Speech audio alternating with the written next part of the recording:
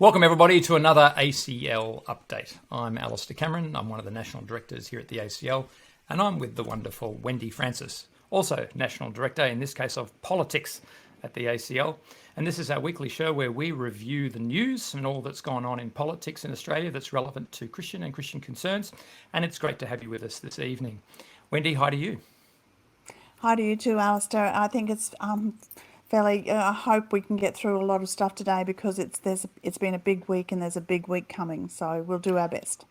That's it. We're in the last sitting week of Parliament federally for the year, and probably the case in a number of the states and territories as well.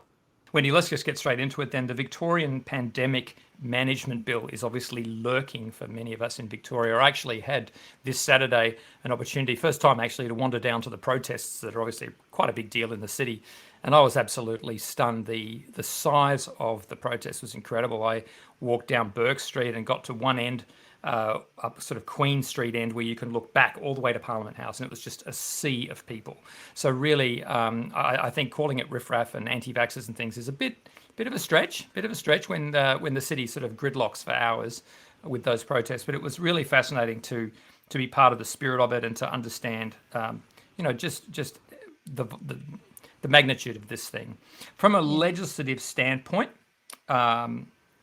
it is due to be voted on this week. It was delayed 2 weeks ago when the Andrews government didn't have the numbers. But can you just bring us up to speed on where it's at right now?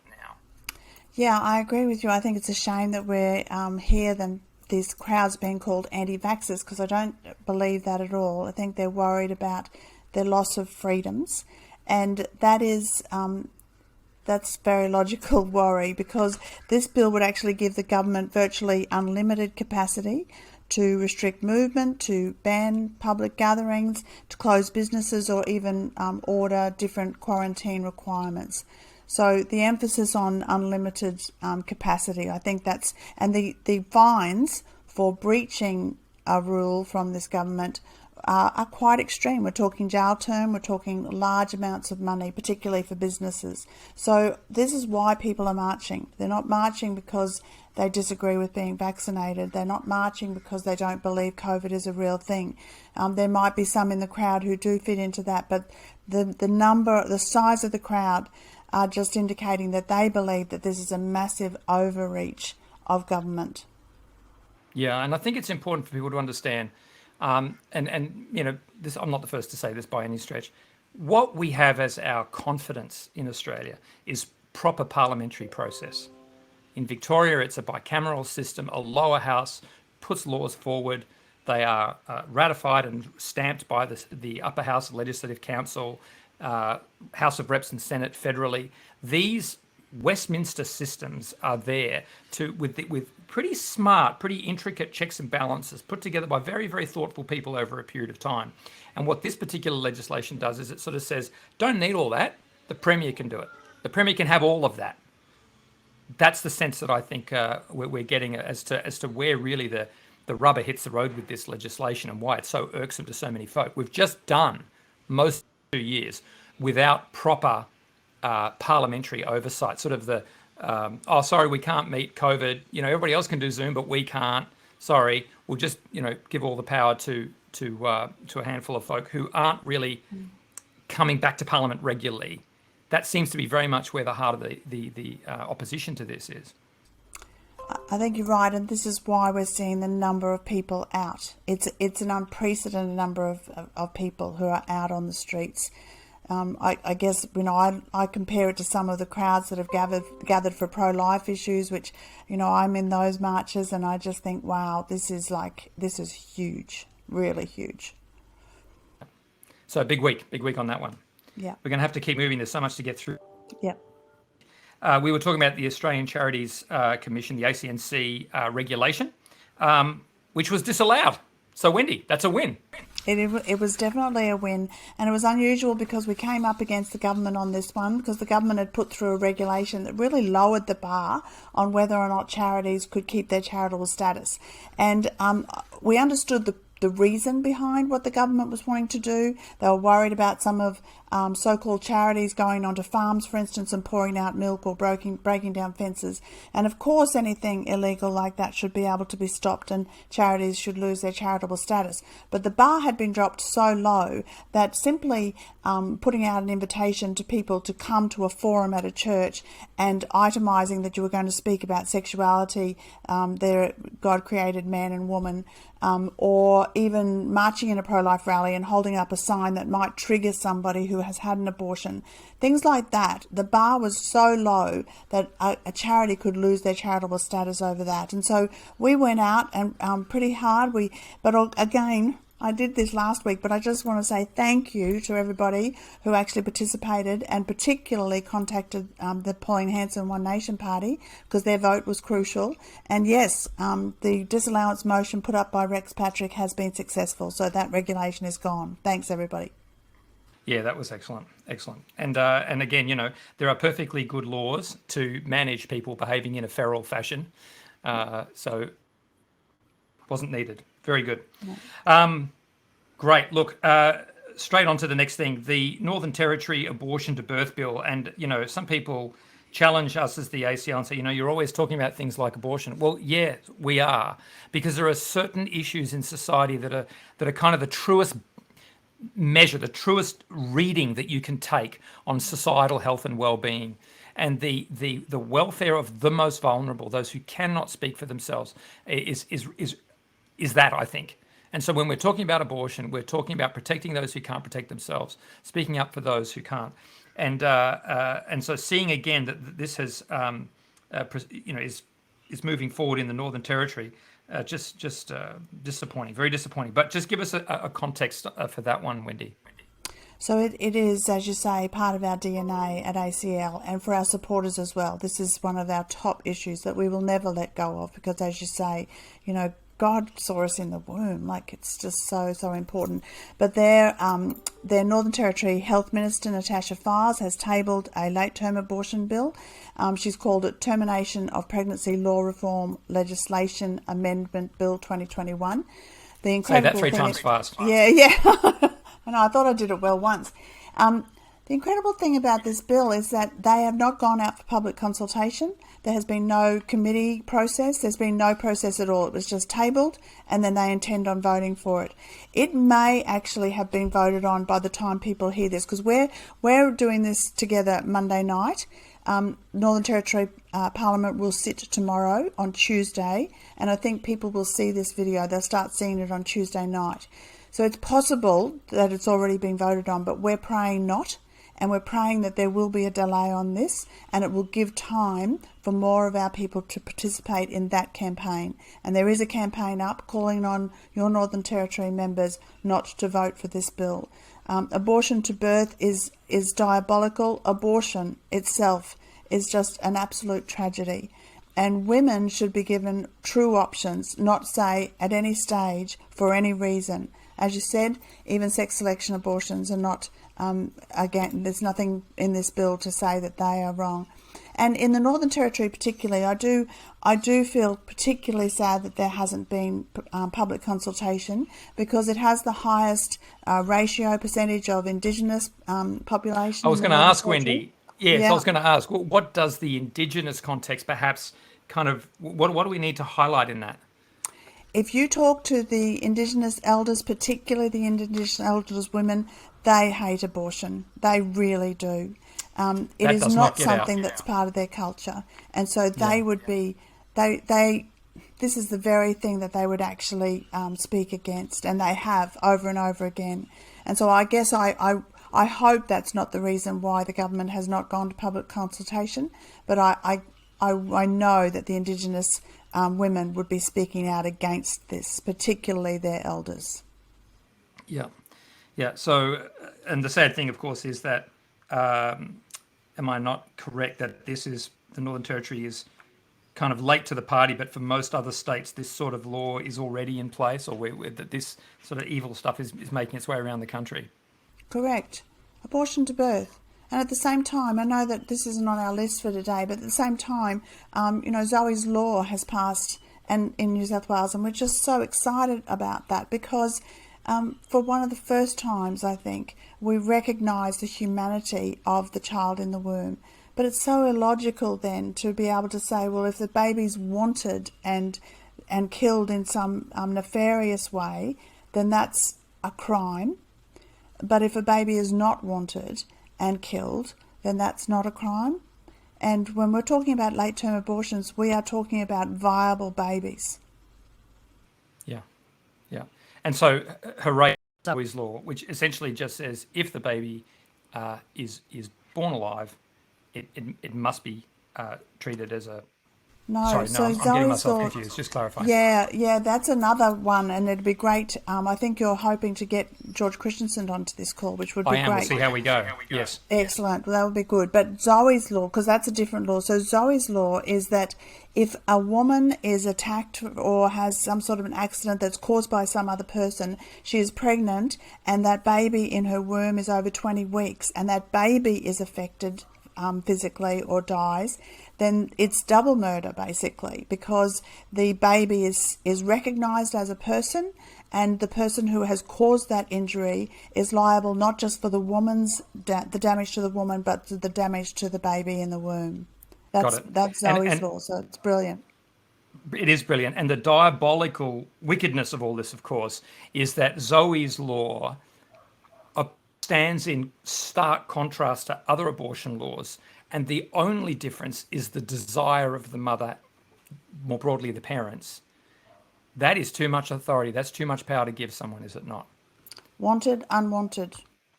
And yet every baby Incredible. is wanted. Can I tell you that there are so many couples who would do anything to be able to look after a baby that is so-called unwanted. And so no baby should be unwanted. And there is no difference in the value of each human life before God, and so there is none for us either. So we congratulate all of the members of Parliament, and it's been a long time coming, the Zoe's law, but we congratulate everybody involved in that. Well done, New South Wales.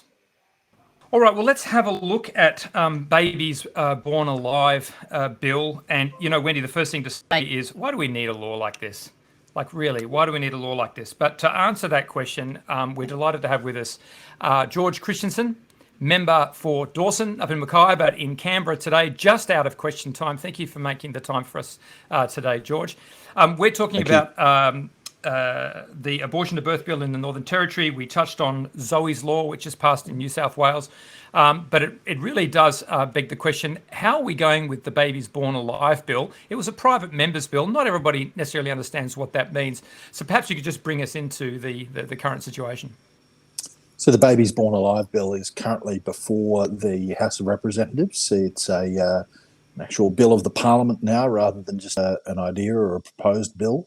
It hasn't been significantly debated, apart from in my speech that I gave in moving it, and it's hasn't been brought on for a vote as yet. And I don't want to gild the lily. The fact is that it would require the government to support it, to bring it on for a vote, and that is possibly not likely to happen. But I don't want to sort of leave people in a state of despair. The good news is that government members and senators have come to me privately, including even ministers, and said that they support the thrust of the bill and that they want to continue to champion this fight even in the next parliament. So, there's good people there that are going to continue to push for a solution to this horrible problem of children being born alive as a result of abortion procedures and those children being left to die. I know your good friend, sorry, I cut her off, Alister, but your good friend Matt Canavan, yes, at one of the pro-life rallies that I was at, he made it very clear that he supported you, he was grateful to you, and he would carry on your good work once you resigned. Yeah. Yeah, so we'll be losing you from the next Parliament, George, but you're confident that there are mechanisms in place, there are passionate people in place that can take that forward. I do want to speak to the substance of the bill just momentarily. It is stunning that we even need such a bill. For those that say, oh, look, babies aren't really being born alive and left to die, and we've had those emails, we've had those people ringing into the ACL. Could you give us a sense of how do we know? How do we know that that's really happening? Because there's data, verified data out there showing that it's happening. That data comes from various different governments. It's been verified by the Parliamentary Library. We don't have the full picture, sure, because a lot of the data is kept very secretive or not collected at all. So I think that there's an element in abortion where they don't want to show us the true picture, or otherwise we'd be outraged. But this is not just something that's just proven by the data. I could turn to the Queensland Health's clinical guidelines on the termination of pregnancy. The document that's given out to doctors and other medical professionals of what they must do in the event of a baby born alive as a result of an abortion. And it says in there that in the event that a child is born alive, do not provide life-sustaining treatment. So this problem is systemic. Queenslanders need to be all over that. And then, of course, at a federal level, Queensland, it's happening elsewhere. And your bill is essentially saying if the baby is born alive, it must be resuscitated. It must be treated like any other child. Is this law that is foreign to other jurisdictions? Is this something quite radical, or is this something that that brings us into line with other places?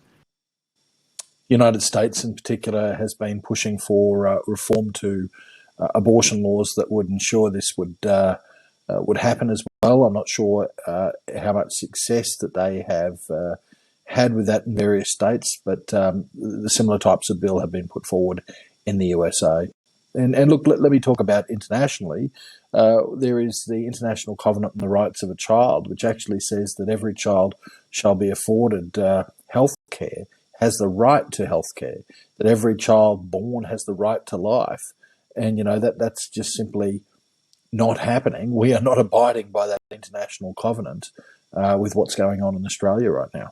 Can I also say, Alister, because you said that every child born needs to be resuscitated, what George's bill is doing is making every child equal. So if a child is born at 26 weeks and that child is not viable, either whether it's a wanted baby or a not wanted baby, that baby should be given palliative care. That's what George's bill says. So 100%. we're not talking about trying to bring to life babies that are not viable to live. But if a baby is viable and a baby is wanted, every care under the sun is given to that baby. That's but right. in the same hallway, in a separate room, a baby the same age, the same ability to live, can be discarded if they're not wanted. And that can literally be true. So what's not to like about that bill? What's not common sense? If someone is hesitant to bring that to a legislative conclusion, if politicians would oppose such a thing, why would they do that? Yeah. I mean, isn't it the most logical thing? That's right. There's myths that are out there. Wendy's busted one of them. This is not about resuscitating or providing life to children that simply don't have a chance at life. It does happen around the country.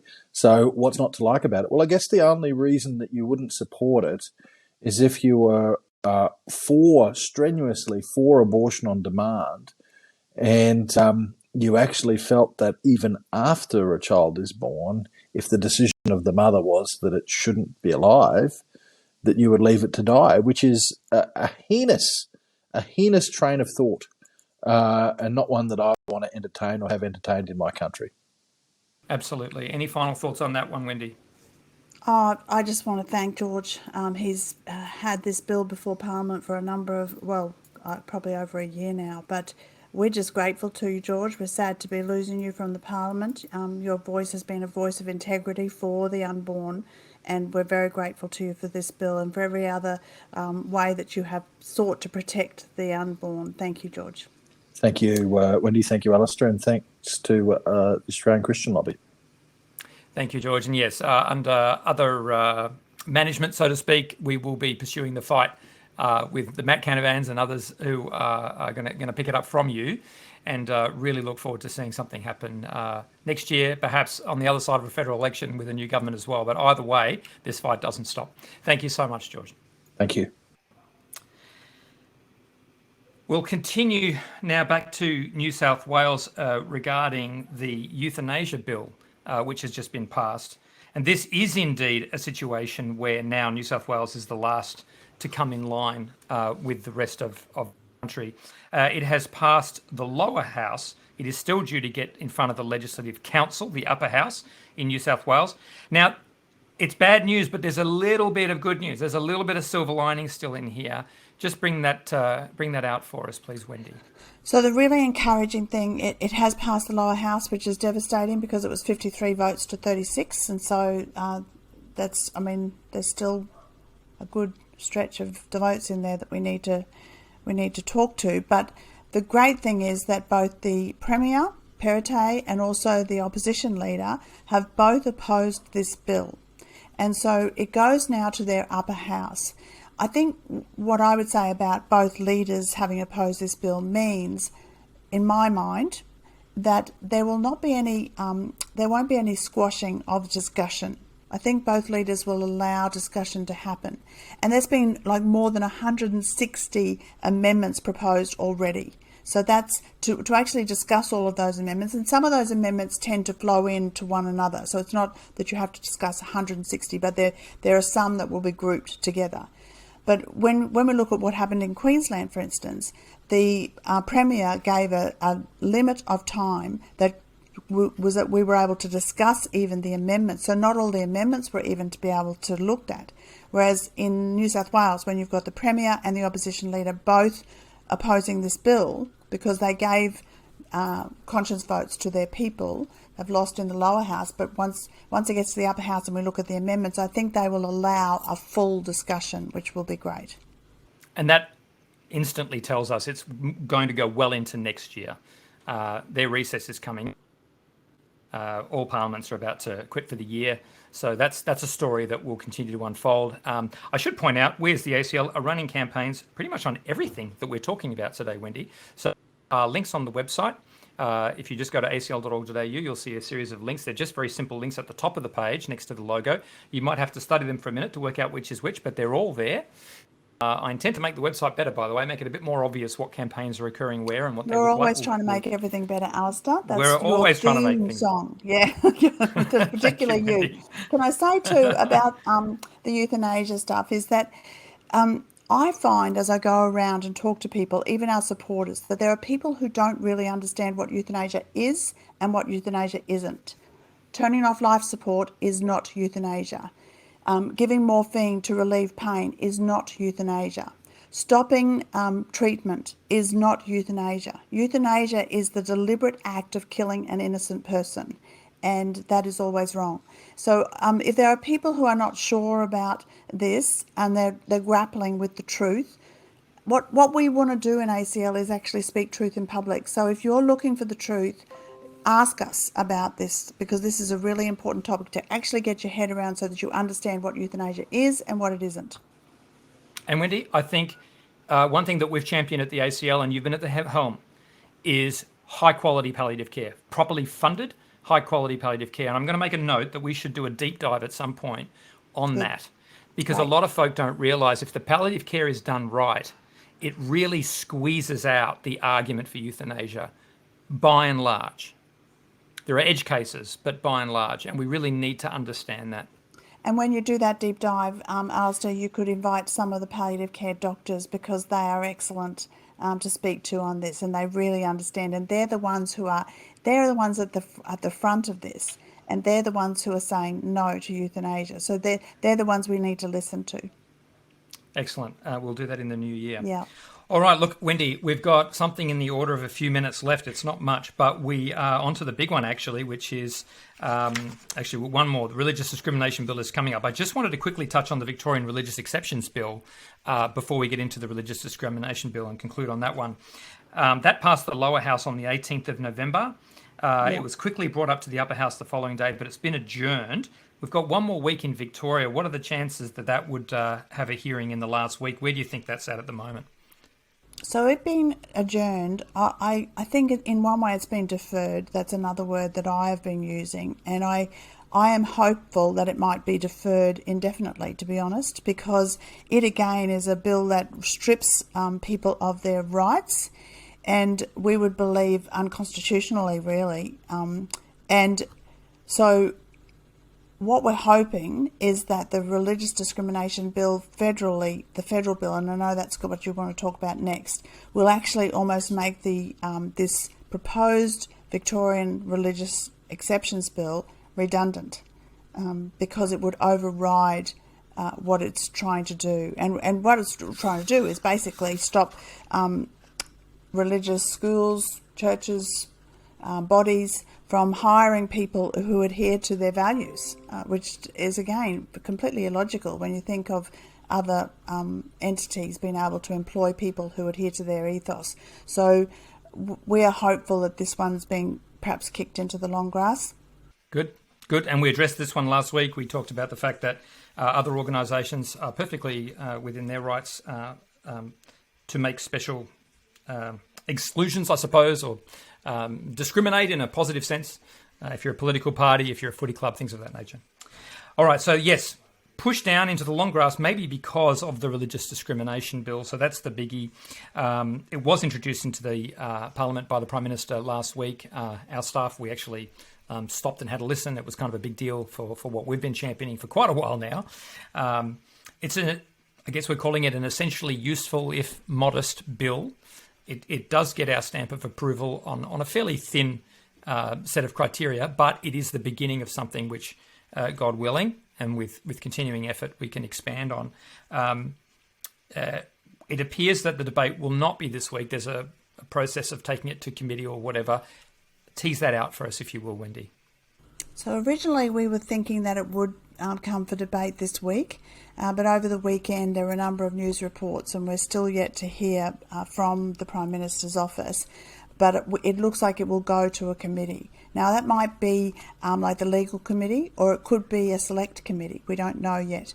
But that being the case, it will go to a committee. It will be a report will come from that committee, and we believe that the report will be tabled probably in the first week of February next year.